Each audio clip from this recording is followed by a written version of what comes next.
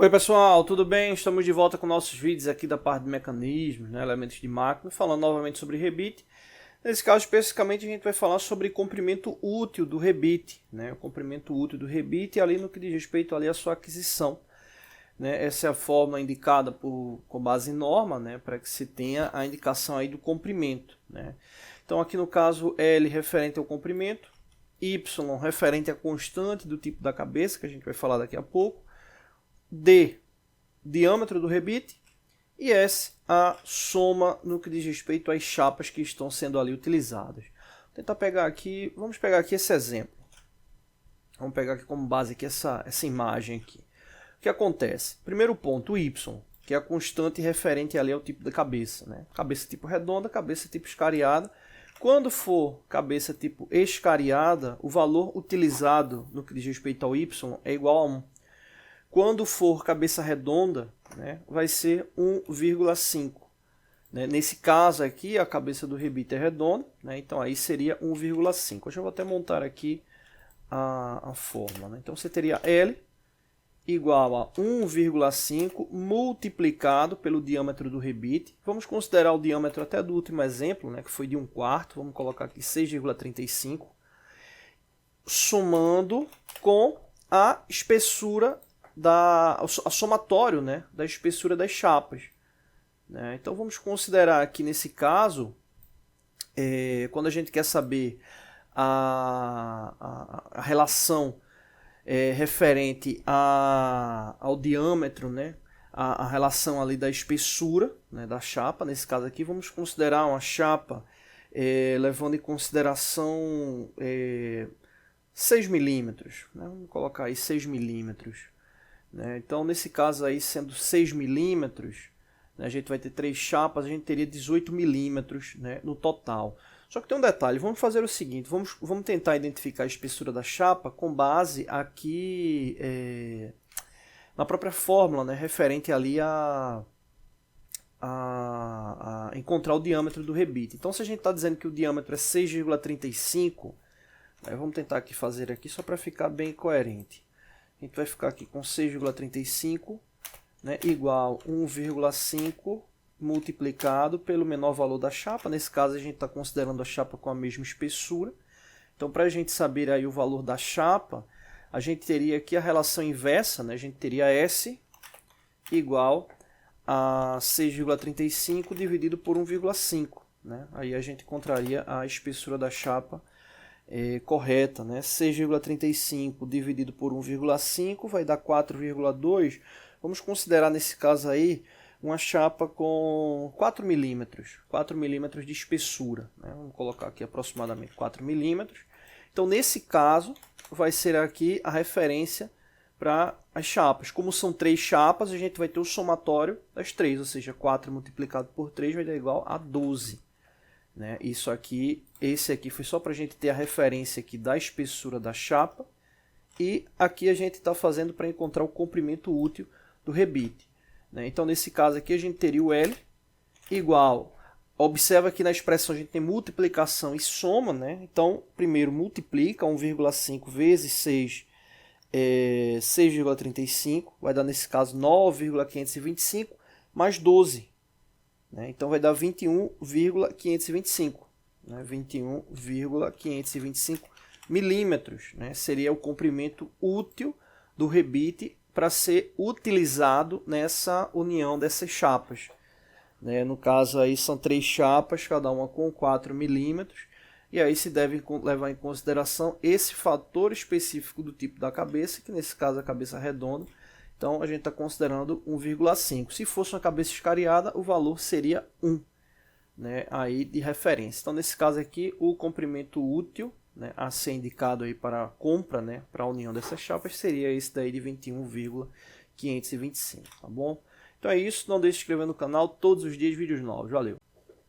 Oi pessoal, tudo bem? Estamos de volta com mais um vídeo aqui referente à parte de desenho técnico, Muita gente tinha pedido para fazer um outro vídeo falando sobre perspectiva isométrica, E aí vamos dar seguimento, Um detalhe interessante sobre a perspectiva isométrica está ligado à questão do ângulo, Do ângulo de abertura do mesmo, O ângulo de abertura da perspectiva isométrica, ele toma como referência 120 graus, né? Ou seja, 120 graus ali de projeção que te dá uma relação de modelo físico, né? Ou seja, de uma relação tridimensional proporcional para ambos os lados, né? Então, por isso que ela acaba sendo a perspectiva mais utilizada, né? Então, ela te dá essa relação aí de 120 graus, o que acaba permitindo uma relação proporcional para ambos os lados da vista, né? Se a gente for observar uma escala referente a 360 graus, se a gente dividir em 3 partes, a gente vai ter 120 graus para cada lado, né? Então, de fato, aí dando esse equilíbrio no que diz respeito aí à perspectiva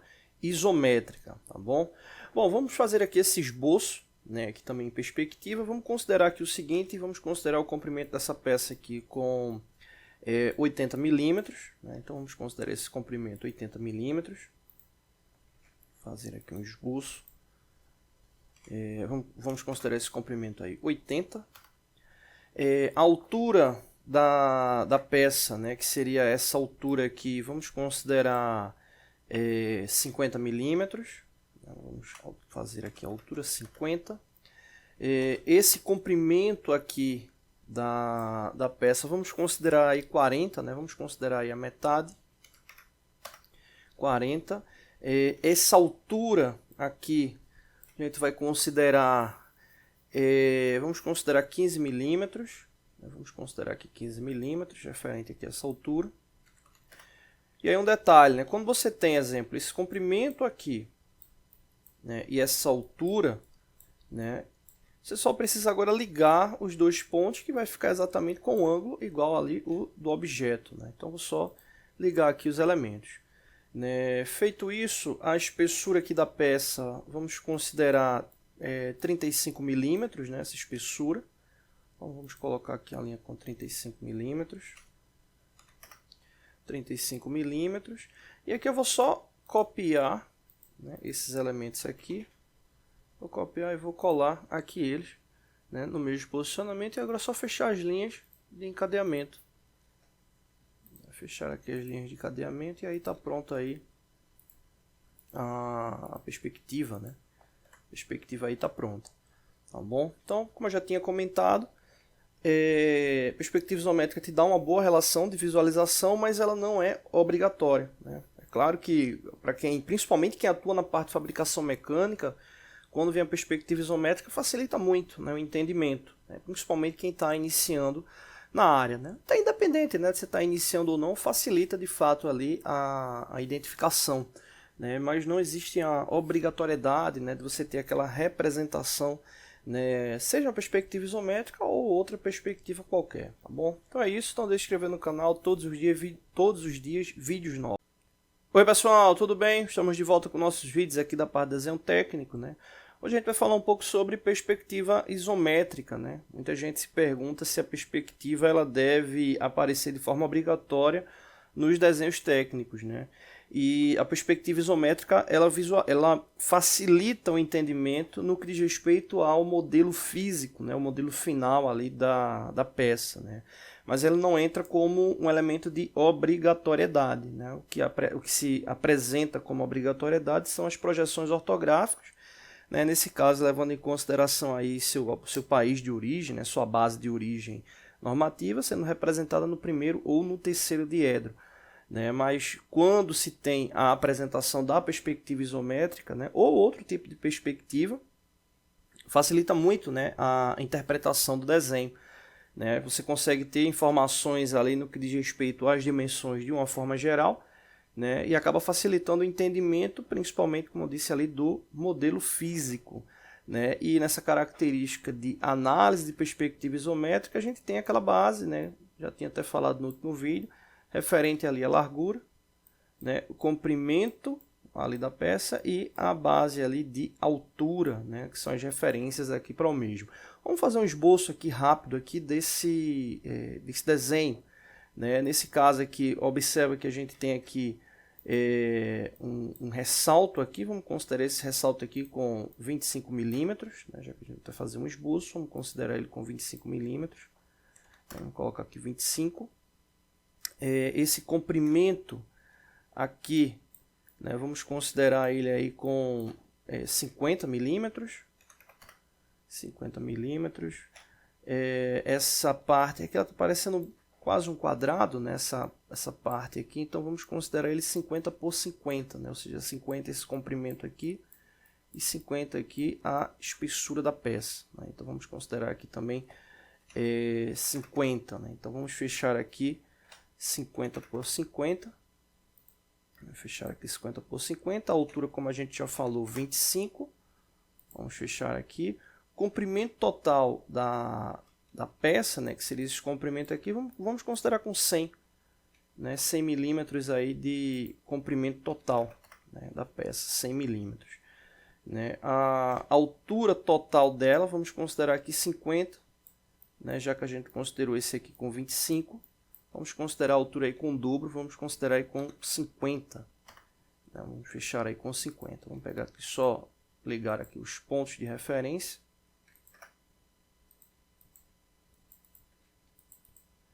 E aí nesse caso aí a gente já está com essa base. Eu vou até pegar aqui, já copiar aqui mesmo.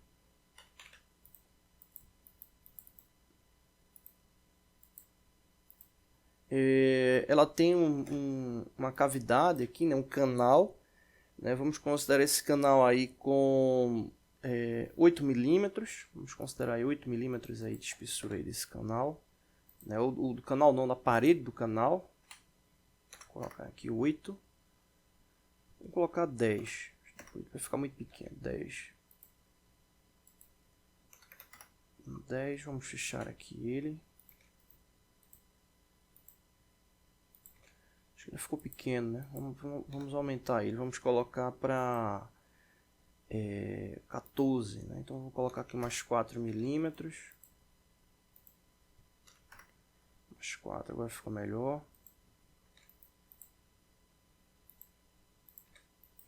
A profundidade, né? Que seria essa.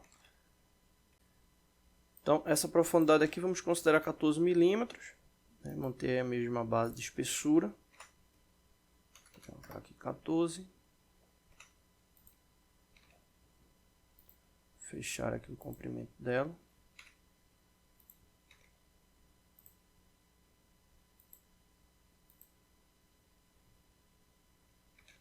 Aparar aqui as linhas de construção.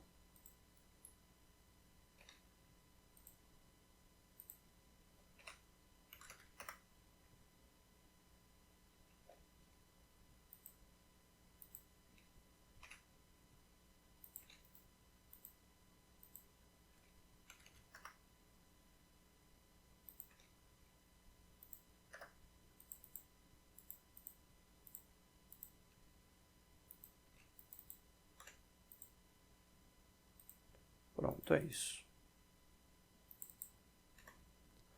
Então, quando você tem essa informação da perspectiva, ela ajuda muito, né, no que diz respeito ao modelo, mas ela não tem a relação ali da obrigatoriedade. Né? Ela não tem ali a relação ali da obrigatoriedade no que diz respeito a se apresentar nos desenhos técnicos. Né? Você vai ter ali a informação como base principal a projeção ortográfica, né? Essa daí que vai ser a grande aliada, né? No que diz respeito a informações no geral, né? Então é isso, né? Um exemplo aí de perspectiva isométrica, tá bom? Não deixe de se inscrever no canal, todos os dias vídeos novos, valeu!